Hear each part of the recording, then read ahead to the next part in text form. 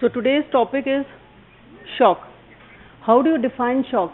So it is the final common pathway for the number of potentially lethal clinical events including severe hemorrhage, extensive trauma or burns. Okay, so it is the final common pathway for a number of potentially lethal events which may include severe hemorrhage, extensive trauma or burns, large MI, massive pulmonary embolism and pulmonary sepsis. So what does shock do? It gives rise to systemic hypoperfusion, that means less perfusion to the affected area, and it can be caused either by reduced cardiac output or by reduced effective circulating blood volume, and the end results will be hypotension, impaired tissue perfusion and cellular hypoxia. The hypoxic events and the metabolic events of hypoperfusion initially are reversible, and if the shock persists, the effects are irreversible. This I told you in the last class also, that initially the body tries to compensate for any pathology. Okay, so initially the changes are reversible, and if not treated in time, changes become irreversible. So there are three general categories of shock. Cardiogenic, as the name suggests, coming from the heart. Hypovolumic, that means the volume is less, and septic means there is some sort of infection. Septic shock is more complicated. The other two, the mechanisms are relatively easy. So cardiogenic shock, it results from failure of the cardiac pump, which can be caused by myocardial infarction, ventricular arrhythmias, extrinsic compression, which is cardiac tamponade, or outflow obstruction, which is because of pulmonary embolism. Hypovolumic shock can result from loss of plasma volume or blood, and this can be because of hemorrhage and fluid loss from severe burns or trauma. Septic shock. Now this is an important question for you. It is caused by microbial infection. The most common organism affecting it are the gram-negative infections, also known as endotoxic shock. But it can also occur with gram-positive and fungal infections. Mostly it is gram-negative, but it is not that it can't occur because of gram-positive ones. Okay. There need not be systemic bacteremia to induce septic shock. Host inflammatory responses to local extravascular infections may be sufficient. Now these are the examples. For the cardiogenic ones, the clinical examples are MI, ventricular rupture, arrhythmia, cardiac tamponade and pulmonary embolism. The mechanism involved here is failure of the heart pump resulting in intrinsic myocardial damage, extrinsic pressure or outflow obstruction. In hypovolumic shock, the mechanism is hemorrhage of fluid loss like vomiting, diarrhea, burns or trauma, and the mechanism involved is inadequate blood or plasma volume. In septic shock, the examples are overwhelming microbial infections, endotoxic shock, gram-positive septicemia, fungal sepsis and superantigens. The condition is known as toxic shock syndrome. Mechanisms are peripheral vasodilatation and pooling of the blood, endothelial activation and leukocyte-induced damage, DIC and activation of cytokine cascades. Neurogenic shock. The shock may occur in the setting of anesthetic accident, a spinal cord injury causing neurogenic shock as a result of loss of vascular tone and peripheral pooling of blood. So this is for mainly because of anesthetic complications during operations. Anaphylactic shock, it represents systemic vasodilatation and increased vascular permeability caused by IgE hypersensitivity reaction. Now all of you are aware of the hypersensitivity reactions. So this is because of the IgE hypersensitivity reaction. In these situations, acute, severe, widespread vasodilatation, it results in hypoperfusion and cellular hypoxia. Because the vessels are dilated, there is less perfusion, and because of less perfusion, there is less oxygen to the affected part. Pathogenesis. With 25 to 50% of the mortality rate, septic shock ranks first among the causes of death in ICUs and account for more than 2 lakhs deaths annually in US. The increase in incidence of septic syndromes is because of improved life support for high-risk patients, increase in invasive procedures and growing number of immunocompromised hosts, for example, people who are getting chemotherapies, immunosuppression or infection with HIV. So basically it is not only because of the fact that the cases have increased, it is because our support system has increased or medical aid has increased, so we are able to diagnose such cases. Initially we were not even able to get those cases to the hospital or diagnose them. Okay, so that is also the reason for increased number of cases of shock. Septic shock results from spread and expansion of an initially localized infection like abscess, peritonitis and pneumonia into the bloodstream. Endotoxic shock. The most cases of septic shock, 70%, are caused by endotoxin producing gram-negative bacilli. Hence the term is endotoxic shock.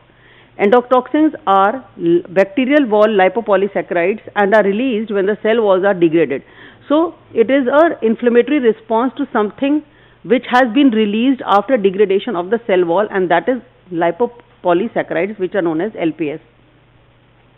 Now what is this LPS? It consists of a lipid A core which is common to all gram-negative bacteria, and it has a O antigen which is unique for each species. Now all cellular and hemodynamic effects of shock, they can be reproduced by LPS injection alone. What happens is, free LPS, it goes and attaches itself to the circulating LPS binding protein. Now when it combines with this protein, it forms a complex. Now this complex will go and attach itself to CD14 cells receptors on the monocytes, macrophages and neutrophils. So there is a receptor CD14 on the cell surface. Okay, and this complex goes and attaches itself to the receptor. Now what will happen is, now since it has attached to the LPS and the protein complex has attached itself to the receptor, and what is it causing? There is engagement of CD14 even at doses as minute as 10 picogram per ml. Now they will result in a signal that, okay, I am there on the membrane, knock, knock, knock. So certain mechanisms will be elicited in the cell. What will happen is, results in the intracellular signaling via an associated toll-like receptor protein 4, which is known as TLR4. And this results in activation of mononuclear cells and production of potent cytokines like interleukin 1 and TNF. So once it activates the cell releases the cytokines. Now these cytokines, they act on endothelial cells and they have the effects like reduced synthesis of anticoagulation factors. And the effects of the cytokines, they may be amplified by TL4 engagement on the endothelial cells, and this activation helps to trigger the innate immune system to efficiently eradicate the invading microbes. So this is how it is trying to compensate, and it is trying to eradicate the invading microbes. Okay, but what will happen is, if the dose of the infection is more than what the body can fight, or the extent of immune response, it will depend on the dosage and the extent of the immune and vascular activation, so how much time it is present. Okay, and the secondary effects of LPS release, they can cause severe pathological changes including fatal shock. So at low doses, LPS, it predominantly activates the monocytes, the macrophages and the neutrophils, and it can also directly invade the complement, thereby contributing to local eradication of bacteria. So initially it is trying to reverse the infection or fight against the infection so that the shock can be avoided. Then the mononuclear phagocytes, they respond to LPS by producing tumor necrosis factor and inducing interleukin 1, and both of them produce additional cytokines like interleukin 6 and 8 and induce addition molecules. So the initial release of LPS, it results in a circumscribed cytokine cascade that enhances the local acute inflammatory response, and it improves the clearance of infection. So initially, in the early stages, all the efforts are towards clearing of the infection and fighting the infection. So this is at the initial stage. So the body is trying its best. Now with the moderately severe infection, if the infection is more, the LPS concentration is also more. What will happen? The cytokine cascade will increase, and the cytokine induced secondary effectors, the nitric oxide and platelet activating factor are also increased. The concentration which is released is increased. Now what will happen? Now the patient will start presenting symptoms in the form of fever, because there is increased synthesis of acute phase reactions and there is increased production of circulating neutrophils. अब अगर इसका peripheral smear बनाओगे, lab में इसकी जांच होगी, smear बनेगा, तो you can see presence of neutrophils here. So the infection is now being diagnosed on the clinical as well on the lab front. Okay, initially the body was trying to compensate for it, so maybe it was not even detectable or it was sort of subclinical. Okay, at higher levels of LPS, the tip of endothelium is towards the procoagulant phenotype and the syndrome of septic shock supervenes. The same cytokine and secondary mediators now at higher levels, initially they were trying to eradicate the infection. Now what will they do is, They will result in systemic vasodilatation causing hypertension, diminished myocardial contractility, and widespread endothelial injury and activation. So this is what they start. They start causing the features of shock, and they are causing systemic leukocyte adhesion, diffuse alveolar capillary damage in the lung, activation of coagulation system culminating in DIC. So the similar things, कहते हैं ना अति हर चीज की बुरी होती है. तो now those cytokines which were initially preventing it, now they start damaging. So the hypoperfusion resulting from the combined effects of widespread vasodilatation, myocardial pump failure and DIC, they cause multi-organ pump failure, system failure, and the organs affected are the liver, the kidneys and the CNS. So there is multi-system organ failure. So this is nearly the terminal stages of that shock. Unless the underlying infection and the LPS overload is rapidly brought under control, the patient usually dies. A group of bacterial proteins called superantigens, they cause a syndrome similar to septic shock. These include toxic shock syndrome toxin 1 and produced by staphylococci and responsible for toxic shock syndrome. Now these superantigens, what are they? They are polyclonal T lymphocyte activators. They will induce systemic inflammatory cytokine cascades similar to those which are released in response to LPS. Their actions can result in clinical manifestations ranging from diffuse rash to vasodilatation, hypertension and death. So this is something which is similar, which is having a similar effect to LPS in the body. They are known as superantigens. What are the stages of shock? It is a progressive disorder that if uncorrected leads to death. Unless the insult is massive and rapidly lethal, the shock evolves through 3 general stages. Now these 3 general stages, you cannot line them कि ये यहाँ एक खत्म हो गया, दूसरा खत्म हो गया, तीसरा ऐसा नहीं होता. It is a gradual progressive stage. That too, if there is a slow shock, slow evolution, अगर सब कुछ फटाफट हो रहा है तो then you can't demarcate the 3 stages. But theoretically, you should know them. These stages are more clearly seen in hypovolumic shock, but they are present in other forms as well.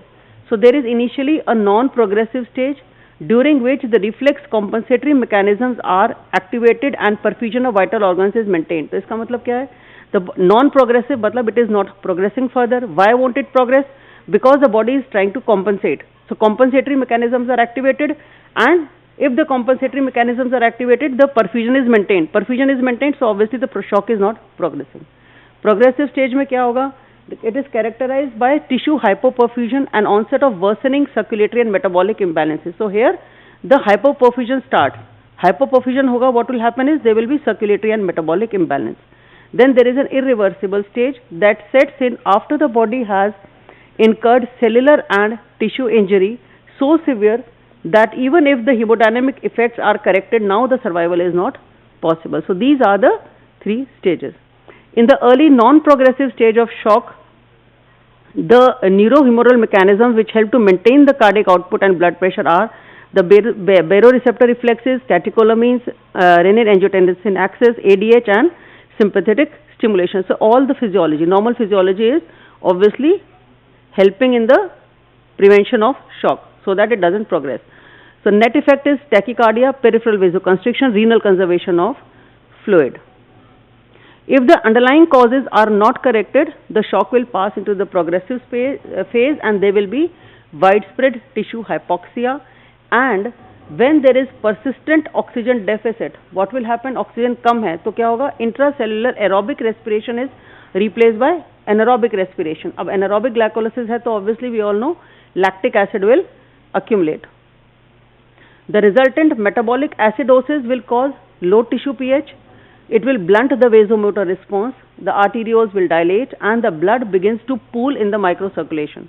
Now this peripheral pooling not only worsens the cardiac output but it also produces the endothelial cells at risk of developing anoxic injury with subsequent DIC. अब blood वहीं पे पड़ा हुआ एक जगह पे flow नहीं कर रहा तो जो उन vessels की जो endothelial cells हैं they are also prone to the mediators which are being released. तो वो cells भी टूटेंगे और खराब होंगे. Okay, so there is a risk of developing anoxic injury to the endothelial cells and production of DIC or disseminated intravascular coagulation. With widespread tissue hypoxia, vital organs are affected and they begin to fail. So unless there is intervention, progress eventually enters an irreversible stage and there is lysosomal enzyme leakage which will further aggravate the shock stage. Morphology. The cellular and tissue changes induced by shock are those of hypoxic injury because of hypoperfusion and microvascular thrombosis. So, since shock is characterized by failure of many organ systems, cell changes may appear in any tissue. Important tissues or the organs which are affected are brain, heart, kidneys, adrenals and GIT. Now, kidneys, what will they show? They will show acute tubular necrosis. Patient will come with the complaint of oliguria, anuria or electrolyte disturbance will come in your lab investigations. Okay. GIT में क्या होगा? Focal mucosal hemorrhage and necrosis will be the finding. In lungs, they are seldom affected in a pure hypovolumic shock because they are somewhat resistant to hypoxic injury. Why are the lungs resistant to hypoxic injury? Anyone? क्यों नहीं होती hypoxic injury lungs में? What is the reason? Anyone? बिल्कुल ही common sense का है. बताओ, कौन बताएगा? खड़े होके फटाफट बताओ. डुअल ब्लड सप्लाई भी तो होती है. डुअल नहीं होती लंग्स में तो कॉम्पनसेट कर लेगा ना. अगर एक सिस्टम में प्रॉब्लम है दूसरा वाला तो कॉम्पनसेट करेगा ना. So when shock is caused by bacterial sepsis और trauma, the changes of diffuse alveolar damage में develop and is this condition is known as shock lung. And with the exception of neuronal and myocyte ischemic loss, virtually all the tissues may revert to normal if the patient survives. So एक तो nerve नहीं बचती और एक muscle नहीं बचता है. अगर पेशेंट बच गया तो जो डैमेज नर्व को हुआ है, किसी भी न्यूरोनल टिश्यू को या मसल को हुआ है, that is irreversible. That you must be knowing in physiology also. So unfortunately most patients with irreversible changes due to severe shock die before the tissues can recover. Clinical course will depend on the participating insult. Keep quiet please. In hypovolumic and cardiogenic shock, patient will obviously present with hypotension, weak thready pulse, tachypnea, cool clammy cyanotic skin. Septic shock में क्या होगा? The skin may be warm and flushed because of peripheral vasodilatation. The initial threat to life can be because of MI, severe hemorrhage or bacterial infection, and rapidly the cardiac, cerebral and pulmonary changes which occur secondary to the shock, they worsen the problem. Then the patient enters the second phase, which is dominated by renal insufficiency. So the kidney is affected.